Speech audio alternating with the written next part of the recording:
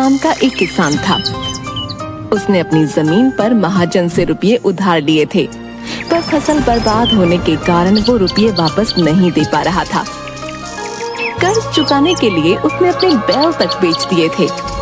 भैया, मैंने अपने बैलों को बच्चों की तरह रखा है, इनका अच्छे से ध्यान रखना। भैया, अभी मैं इनकी आधी कीमत ही दे पाऊंगा, आधे रुपए अगले महीने ले लेना। भैया, मुझे अभी रुपयों की बहुत जरूरत है, इसीलिए तो बैल बेचे। अच्छा, तो ऐसा करो, तुम मेरी ये अंगूठी रख लो, ये मेरी माँ की आखिरी निशानी है, पर तुम इसे रख लो, जब मैं रुपए वापस करूं तो दे देना। नहीं नहीं भैया, रहने दो, तुम्हारी हालत तो मुझसे भी खराब है। अगर मैंने मजबूरी में तुम्हारी ये अमानत बेच दी तो ऊपर वाले को क्या मुंह दिखाऊंगा। तुम मुझे रुपए अगले महीने दे देना। वैसे भी इन रुपयों से मैं महाजन के पूरे रुपए नहीं चुका पाऊंगा।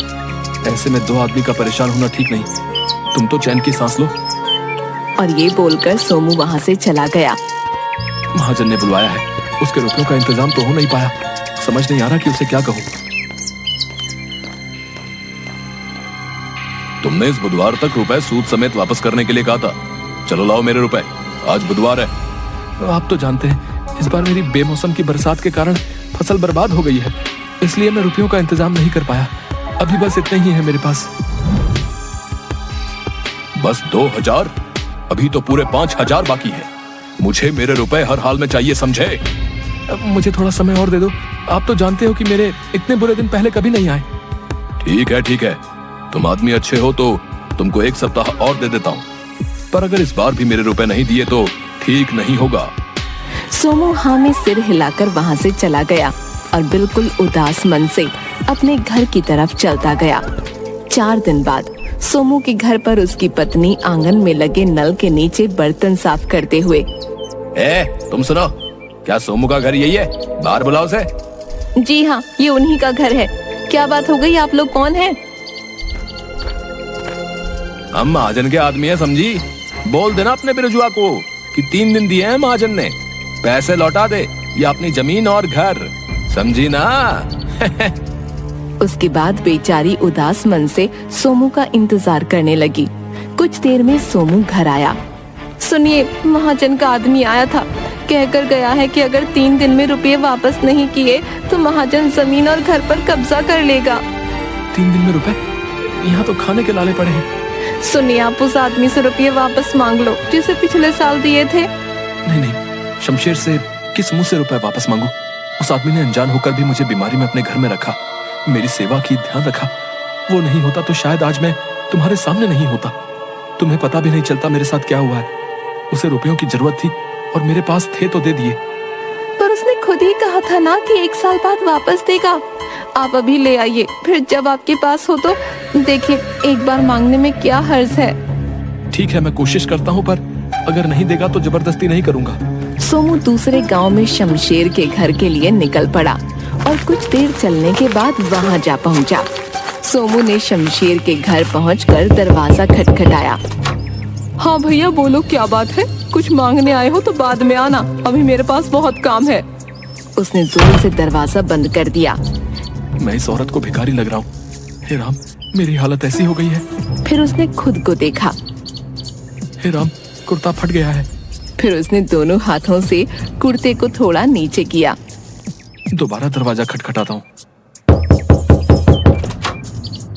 अरे, तुम फिर आ गए।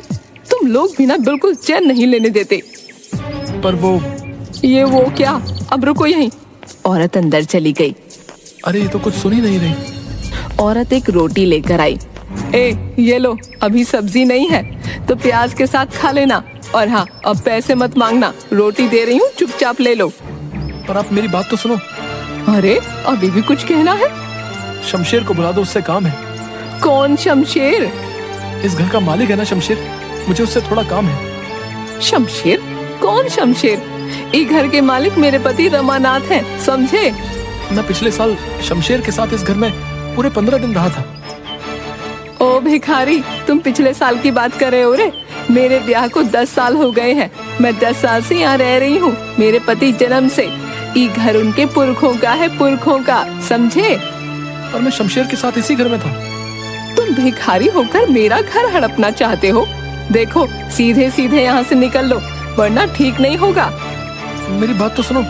चलो चलो, निकलो यहाँ से। अगली बार दरवाजा खटखटाया तो मार खाओगे। औरत ने उसके मुंह पर दरवाजा बंद कर दिया।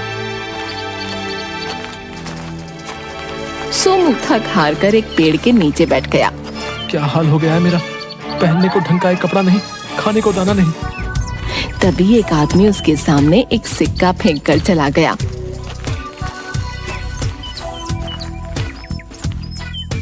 शायद सच्ची में मैं भिखारी लग रहा हूँ। तभी उसकी नजर सामने एक घर के आंगन में घड़े बनाते कुम्हार पर पड़ी। उसे देखकर सोमू कुछ याद करने लगा। सोमू सड़क पर चक्कर खाकर गिर गया। उसे बहुत चोट लगी और खून बहने लगा। तभी वहाँ शमशेर आ गया। ए भैया संभल कर, लो मेरा हाथ पकड़ो। शमशेर ने उसे सहारा देकर खड़ा किया और घर ले गया। तुम तो चलने की हालत में नहीं हो, तुम्हें तो बहुत तेज बुखार भी है। ऐसा करो, कुछ दिन यहीं मेरे साथ इस घर में रहो, जब अच्छे हो जाओ तो चले जाना। सोमू खड़े होने की कोशिश करता है पर गिर गया। अरे रे भैया संभल कर, कहीं ऐसा ना हो कि जिंदगी भर न चल पाओ। ना ना ऐसा मत बोलो। तो आराम करो। शमशेर ने उसकी बहुत सेवा की। सोमू अब थोड़ा बहुत चलने लगा। यहाँ भीतर पड़े पड़े जी घबराने लगा है, थोड़ा बाहर हो आऊं। अकेले कहीं चक्कर खा के गिर ना पड़ो, अभी भी बहुत कमजोर लग रहे हो। चलो मैं भी चलता हूँ। दोनों घर से बाहर निकले तो सामने वाले घर में घड़े बनाते हुए कुम्हार ने आवाज दी। ए भैया कहाँ जा रहे हो? तुम तो जब से आए हो घर में ही कैद हो, बाहर ही नहीं निकलते। दोनों उसके पास जाते हैं। भैया तबीयत ठीक नहीं है, इतने दिनों से कोई आज जाकर बुखार उतरा है। एकदम मुरझाए लग रहे हो। तभी मैं सोचूं पड़ोस में नया आदमी आया और कोई बातचीत नहीं। ए देखो, तुमको तो ढंग से धोती तक बांधनी नहीं आती है। ठीक तो है? नहीं ठीक नहीं है, तुमको चलने में दिक्कत हो रही होगी।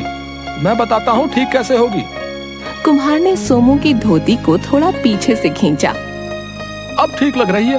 हाँ अब सही है। सोमू कुम्हार के पास गया। भैया जरा सुनो तो। तुम अंदर मत आओ, वहीं रहो। पता चले कुछ तोड़ फोड़ दिया तो बिना बात के नुकसान हो जाएगा। वहीं से बोलो क्या चाहिए। तुमसे कुछ पूछना है। अच्छा मैं आता हूँ। बोलो क्या बात है। भैया मुझको पहचाना नहीं तो कौन हो तुम? मैं पिछले साल वो सामने वाले घर में तुमने मुझको धोती बांधनी सिखाई थी। सोमू तुम ये का हाल बना रखा भैया, फिर से कहीं चक्कर खा के गिर गए क्या? सोमू ने मुंह लटका लिया। शाम होने को आई है, चलो अंदर आओ, पहले नहा धोकर कुछ खा पी लो फिर बात करेंगे। रात को सोमू और कुम्हार खाना खाते हुए। भैया मैं सुबह से इस गांव में शमशेर को ढूंढ रहा हूँ, पर कोई आदमी सीधा जवाब नहीं दे रहा। कौन शमशेर? इस गांव में कोई शमशेर नाम का आदमी मैं भी नहीं जानता। क्या गजब करते हो भैया, उस दिन जब तुमने मुझको धोती बांधनी सिखाई वो मेरे साथ खड़ा था। अरे नहीं, ऐसा कैसे हो सकता है? मुझे अच्छे से याद है तुम अकेले थे, तभी मैं सोच रहा था कि अकेला आदमी घर के बाहर ही नहीं निकलता। भैया याद करो ना, शमशेर तुम्हारा पड़ोसी सामने वाले घर में रहता था। उसने मेरी बहुत सेवा की थी। जाते समय मुझसे पूरे 5,000 रुपए उधार भी लिए थे। कहा था 1 साल बाद वापस करूंगा। अरे तुमको कोई भरम हुआ भैया? सामने वाले घर में तो रमानाथ रहता है। रमानाथ और उसका परिवार पिछले साल गंगा जी गए थे, तो मुझे लगा तुमको घर की रखवाली के लिए बुलाया है। मैंने जब भी तुम्हें देखा अकेले देखा था। मुझे इस गांव के बारे में कुछ नहीं पता भैया। मुझे तो यहाँ शमशेर लेकर आया था। 25-26 साल का लंबा चौड़ा लड़का, काला, लंबी लंबी मूछें, आगे एक दांत टूटा हुआ, आगे का दांत टूटा हुआ, ऐसा हुलिया और शमशेर। देखो भैया ऐसा एक आदमी था तो था, मतलब इस हुलिये का एक शमशेर था, पर वो 3 साल पहले अचानक गायब हो गया था। धरती निगल गई या आसमान किसी को नहीं पता। 3 साल पहले गायब हो गया। अरे नहीं भैया, मैं तो पिछले साल ही मिला हूँ। भैया लगता है शमशेर के नाम से किसी ने ठगी की है। मैंने तो यहाँ तक सुना है कि वो गलत काम करता था, 2 नंबर का धंधा, और उसी के किसी दुश्मन ने, समझ रहे ना? मैं कहता हूँ तुम उसके चक्कर में मत पड़ो, सुबह को अपने गांव निकल जाओ। सोमू ने हाँ में गर्दन हिलाई। भैया तुम्हारा बहुत एहसान, मेरे तो कपड़े भी फट गए थे। कोई बात नहीं भैया, बस अपना ध्यान रखना है। सोमू वहाँ से चला गया। चलते चलते दोपहर हो गई तो वह एक पेड़ के नीचे बैठकर रोटी खाने लगा। खाते खाते अचानक हिचकी आने लगी। उसने सामने की तरफ देखा। सामने पेड़ के पीछे से कोई झांक रहा था। ये कौन है? अरे ये तो शमशेर है। सोमू सब कुछ छोड़कर उसी ओर भागने लगा। दोनों भागने लगे, आगे आगे शमशेर और पीछे बिरजू। सोमू उसके पीछे भागते हुए जंगल में पहुंच गया कि अचानक वो पत्थर से टकरा गया। रुक बहरूपिये, मेरे रुपए वापस कर। शमशेर भाग गया। एक बार हाथ तो लग, छोड़ूंगा नहीं। सोमू आगे की ओर बढ़ गया, तभी उसे झील के पास शमशेर दिख गया। शमशेर उसे देखकर भागने लगा। सोमू उसके पीछे भागने लगा। आगे केवल एक दरवाजा लगा हुआ था। शमशेर उसके गोल गोल भागने लगा और सोमू भी। का फालतू दरवाजा खड़ा कर दिया यहाँ। शमशेर दिखते ही उसने उसके पैरों की ओर डंडी फेंकी। वो शमशेर की धोती में फंस गई और शमशेर दरवाजे से टकरा गया। अब आया ऊँट हाथ में। बहरूपिये सबको पागल बनाता है। उसने इधर उधर देखा, शमशेर कहीं नहीं दिखा। कहाँ गायब हो गया? अरे अभी तो दरवाजे से टकराया। अरे मेरे रुपए तो दे देता, मैं बेघर हो जाऊंगा। हाय, ये क्या हो रहा है मेरे साथ? तभी दरवाजा जोर से हिलने लगा और उसमें चिपका हुआ शमशेर दिखा और गायब हो गया। सोमू घबरा गया। ए भैया, मैंने तुम्हारी जान बचाई थी, आज तुम्हारी बारी है। इस दरवाजे को उठाकर नदी में बहा दो। क्यों? मैं सब बताऊंगा। पहले ये दरवाजे को पानी में बहाओ, वरना मैं मर जाऊंगा। कहीं मुझे कुछ, अगर शमशेर उस समय मेरा ध्यान नहीं रखता तो मैं पिछले साल ही मर गया होता। मेरे रुपयों से बड़ा इसका एहसान है। सोमू ने दरवाजे को हाथ लगाया और हटा लिया। ये दरवाजे में से कुछ चुभ रहा है। उसने फिर हिम्मत करके दरवाजे को उठाया और नदी में बहा दिया। जैसे ही दरवाजा नदी में डूबा, शमशेर सोमू के सामने प्रकट हो गया। ये क्या माजरा है? भैया मैं तुमको सब बताता हूँ। पहले मैं बहुत लालची था। हमारे यहाँ एक बाबा जी आए थे। वो दरवाजे वाली जगह पर ध्यान लगाकर बैठे थे। ओ बाबा जी, मेरा एक काम कर दो। बोलो बेटा। वो रमानाथ आपको बहुत मानता है, उसे समझाओ कि अपना पुश्तैनी मकान मुझे बेच दे। बेटा, मैं सन्यासी हूँ, इन सांसारिक कामों में नहीं पड़ता। देखो बाबा, मुझे वो घर हर कीमत पर चाहिए। मैं उसके साथ जोर जबरदस्ती नहीं कर सकता, क्योंकि पूरा गांव उसके साथ है। वो आपका कहा नहीं टालता, तो ये काम आपको करना पड़ेगा, वरना क्या? जहां बैठे हो वहां से कभी उठ नहीं पाओगे। आप मुझे जानते नहीं हो। बेटा, तुम स्वार्थ में अंधे हो गए हो, सुधर जाओ। अरे मुझे सुधरने को कहता है? कहकर उसने बाबा को पकड़ना चाहा, परंतु बाबा ने एक फूंक मारी और शमशेर दरवाजे में परिवर्तित हो गया। अरे ये क्या हो गया? मेरा दम घुट रहा है। बाबा, बाबा माफी, बाबा माफी। तुम्हारे पाप का घड़ा भर गया है। माफी इतनी आसानी से नहीं मिलती। माफ कर दो बाबा, माफ कर दो। ठीक है, आ जाओ बाहर। शमशेर दरवाजे से प्रकट हो गया। तुम श्रापित हो, अब से तुम अदृश्य हो, कोई तुम्हें देख नहीं पाएगा। बाबा कृपा करो, मुझे वापस पहले जैसा कर दो। मैं कभी कोई गलत काम नहीं करूंगा। तुम्हारी माफी का एक ही उपाय है। एक ऐसा आदमी जो इस गांव का ना हो, निर्बल हो, लेकिन दिल का सच्चा हो।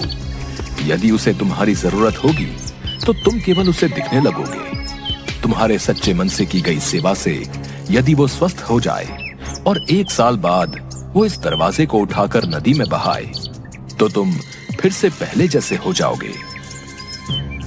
ऐसा तो पहले कभी सुना नहीं। जब मैं तुम्हें दिखने लगा तो मैं समझ गया कि तुम ही वो आदमी हो, पर मैं तब तुम्हें ये सब नहीं बता सकता था। इसलिए तुमसे रुपए उधार लिए कि तुम 1 साल बाद इसी बहाने वापस आ जाओ। तुम बहुत होशियार आदमी हो, गायब होकर वापस इस दुनिया में आ गए। शमशेर ने वहीं मिट्टी में गड्ढा खोदकर एक डिब्बा निकाला।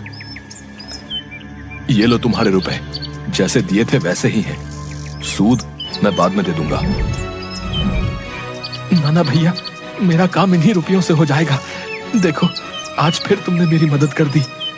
तुम बहरूपिये नहीं हो भैया, तुमने तो मेरी जिंदगी वापस की है।